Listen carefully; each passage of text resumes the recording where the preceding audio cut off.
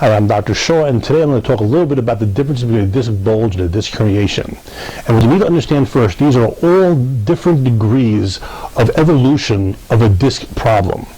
Some of the newer literature describes disc bulges as disc herniations. Older literature certainly distinguishes them from the more advanced degenerations.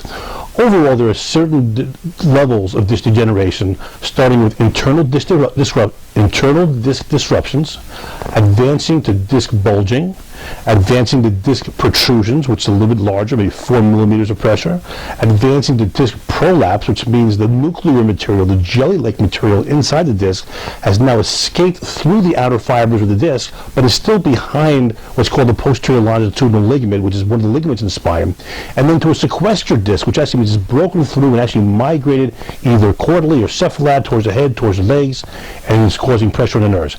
Any one of these can be very significant.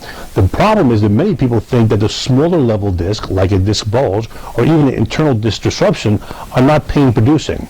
You should know that every one of these levels of disc herniation or disc bulge are all potentially pain producing. The type of pain they produce may differ from discogenic pain, coming directly from the disc, versus neurologic pain, which would be a disc pressing on the neurological structures. If you're the patient in the pain, you don't care. You're in pain. But it's important from a treating clinician's point of view to understand the difference of all these.